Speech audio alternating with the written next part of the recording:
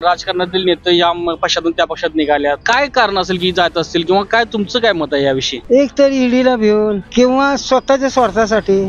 चव्हाण कशासाठी गेला? त्यासाठीच गेला हो. अरे भोगलच फक्त किती काँग्रेसमध्ये दोनदा मुख्यमंत्री झाला, ती लाज तुला पाहिजे होती काय? तुला लाज बीज काय आहे का नाही जरा तरी? आणि काय ह्या काँग्रेस पक्षाचा तुझा बा संकट आयुष्य गेला आणि तो आता तिकडे गेला. अजित पवार ईडीनेच पळालाय, त्याच्या पाठीमागे तेच आहे.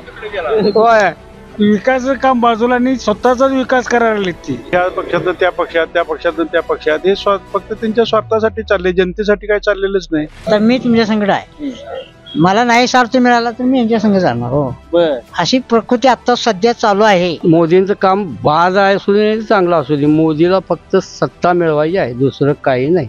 सगळी लबाडी आहे. आम्ही जी निवडून दिली ती बाद निघाली. सळला का सांगा, काय सळला आहे? एकेकाला भीक मागाय बाय आली. वदनी कवल घेता नाम घ्या, रोजच्या भोजनात हवंच हवं गोकुळ दही. नाम घेता गोकुळ दुधा इतकंच दर्जेदार गोकुळ दही. अन्न हे पूर्ण ब्रह्म. दर्शको नमस्कार, मी कृष्णा लाड आणि आपण पाहताय के न्यूज. काल परवा काँग्रेसचे एक ज्येष्ठ नेते अशोकजी चव्हाण यांनी नुकताच भाजपमध्ये प्रवेश केला. हे कालचीच गोष्ट नाही, तर गेल्या 5-6 वर्षांमध्ये अनेक मोठ्या नेत्यांनी वेगळ्या पक्षामध्ये प्रवेश घेतलेला आहे. नेत्यांच्या बदलत्या आपल्या सोयीच्या भूमिकेनुसार ते आपली भूमिका घेतात, बदलतात, परंतु त्याचा नेमका परिणाम जनमानसामध्ये काय आहे, जनतेतून त्याच्याविषयी काय मत आहे, हे आपण आजच्या या रिपोर्टमधून जाणून घेणार आहोत. आपण आता या ठिकाणी आहोत. या ठिकाणी जुने जाणते बुजुर्ग अशी मंडळी आहेत, ज्यांनी 50-60 वर्षाहून अधिक काळ राजकारण सुद्धा बघितलंय आणि मतदानाचा हक्क बजावत आपलं मत मनापासून किंवा परखडपणे टाकताना दिसत आहेत. तसंच आतापर्यंत जे होत असलेल्या या घडामोडींवर हे बुजुर्ग लोक आज काय बोलतायत, त्यांची काय मत आहेत, हे आपण आजच्या रिपोर्टमध्ये जाणून घेणार आहोत. कालची परवाची बातमी वाचली असेल, या राजकारणातील नेते या पक्षातून त्या पक्षात निघाल्यात, काय कारण असेल की जात असतील किंवा काय तुमचं काय मत आहे याविषयी? एक तर ईडीला भिवून किंवा स्वतःच्या स्वार्थासाठी अशी कारण आहेत. जनतेचं ह्याने काही हित नाही, शेतकऱ्यांचं काय बघत नाहीत, स्वतःच्या स्वार्थासाठी जे ते काय पाहिजे ते करायला आले. समजा जनतेचा विकासासाठी अधिक निधी मिळण्यासाठी जात असतील, असं असलं तर? तसं काय नाही, कोण जनतेला काय देत नाही, यांच्या फायद्यासाठीच जातात. मग आजपर्यंत का दिलं नाही? आजपर्यंत का दिलं नाही हे सांगतात. हो, आता मी फायद्यासाठी ह्याच्या जनतेच्या विकासासाठी निघालोय, ह्याच्यासाठी निघालोय. सगळी लबाडी आहे, जनतेला फसवायचं चालू आहे. गोरगरीब जनतेला काही देत नाही, शेतकऱ्याला काही देत नाही, हे आमचं म्हणणं आहे. अण्णा, आता तुम्ही बरीच वर्षे बघितले असतात. नाही बोलत राहायचं. बघा, साधारण तुम्ही आता बघताय, हे कसं झालंय की आजकालची गोष्ट नाही, ज्यावेळी सत्ता असत्या त्यावेळी विरोधी पक्षातील लोक त्या सत्तेच्या जे पक्ष असतो त्या तिकडे जातातच. ह्याच्यामध्ये नेमकं कारण काय असेल? ईडीचा बॅन हे पक्षांतर करतात. आणि दुसरं काय कारण असू शकते? दुसरं काय काय असेल तर हे करायचं. अण्णा, मला एक सांगा, ईडीचं म्हणजे हे नेमकं काय प्रकरण असते? म्हणजे कशासाठी काय ईडी मागे लावतात? काय किसा कापलेला ते पैसे सगळे त्यांच्याकडे आहेत की नाही, मग ते आता बाहेर काढायसाठी ते त्याच्यात बाहेर भाजप काढताय म्हणून ते तिकडे पळायला लागल्यात. काँग्रेसची, राष्ट्रवादीची म्हणा, शिवसेनेची म्हणा, हे नुसती ते भ्यान तिकडे निघाल्यात. हो, मग त्या पोटात ते भ्या आहे. मग आता चव्हाण कशासाठी गेला? त्यासाठीच गेला. हो, अरे भोगलच फक्त किती काँग्रेसमध्ये दोनदा मुख्यमंत्री झाला, ती लाज तुला पाहिजे होती काय? तुला लाज बीज काय आहे का नाही जरा तरी? आणि काय ह्या काँग्रेस पक्षाचा तुझा बा संकट आयुष्य गेला आणि तो आता तिकडे गेला.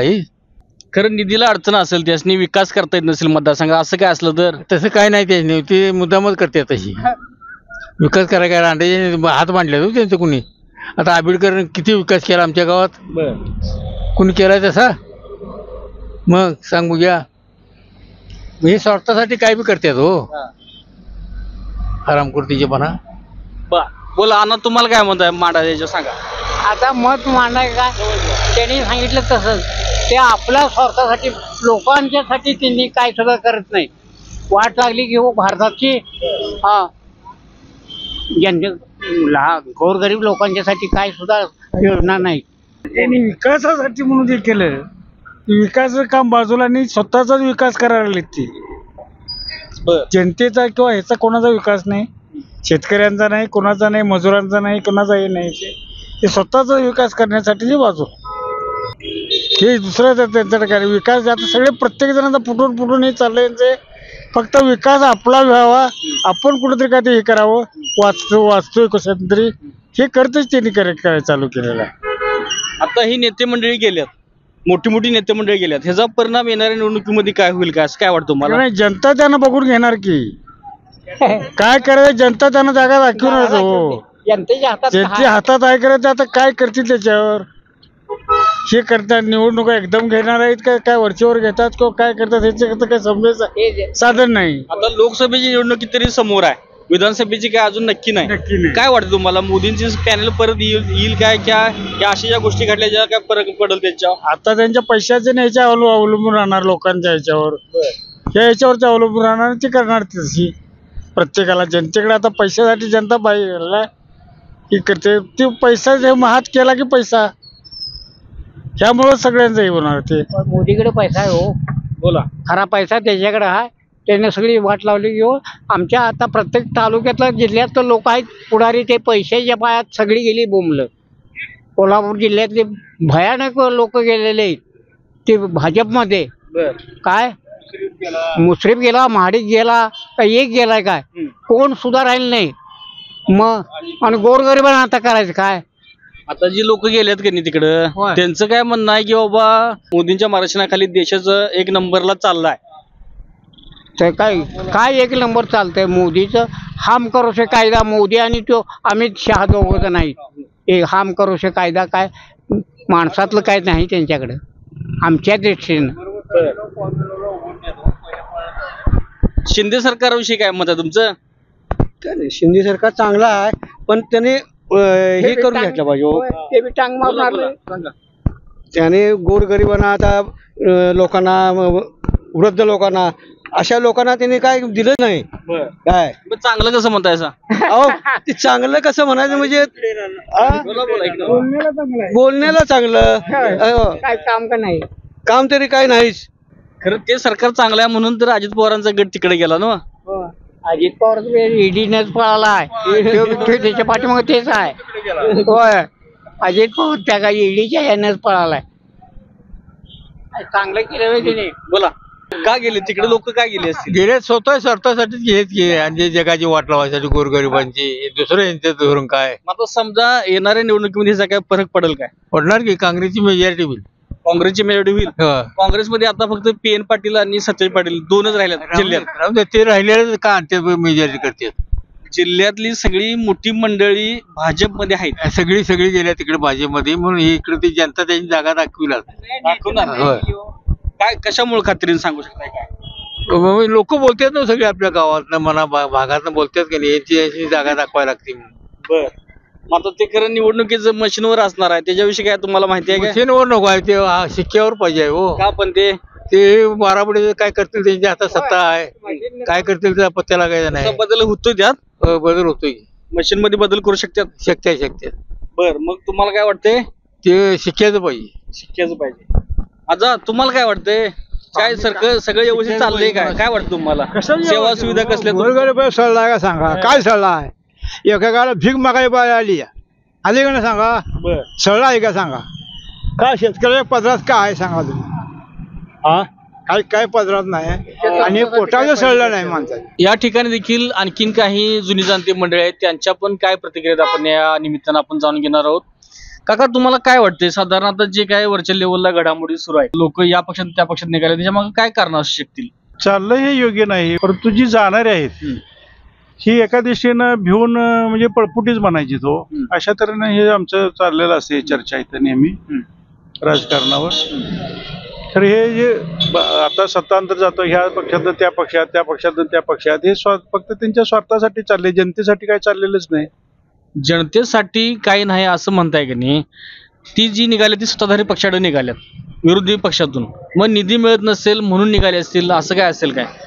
निधी वगैरे काय सगळ्यांनाच मिळतो की काम करायला झाल्यानंतर त्याला काही कसंही निधी मिळतोच त्याला. हो, सत्तेत गेल्यानंतर जरी तो पार्टीजन असला तरी त्याला थोडं बहुत असं मिळते, पण काम करण्याची इच्छा पाहिजे. हे आताचे ते दिसत नाही तसं. आता तुम्ही बघितलं असेल, खरोखर एकमेकाचे कट्टर विरोधक असतील तरी देखील ते अचानक दुसऱ्या दिवशी एका खुर्चीला खुर्ची लावून बसतात. मग काय असं नेमकं वाटते? एकमेका स्वार्थासाठी जाते तो बसत्यात. बर, दुसरं काय येणाऱ्या निवडणुकीत काय याचा परिणाम होईल काय? होणार की जनता करणार त्यांचे. त्यांचं कसं मत आहे की बाबा जेवढे जास्त नेते मंडळी असतील तेवढं आपण निवडून येऊ शकतो किंवा आपलं बहुमत होऊ शकते, असं त्यांचं मत आहे. काय वाटतं तुम्हाला, तसं होईल काय? नाही नाही, तसं कसं होणार? जनता काय आता एवढी अडाणी नाही. कशासाठी लोक करतात ते कळते हो, आपल्या स्वार्थासाठी करतात.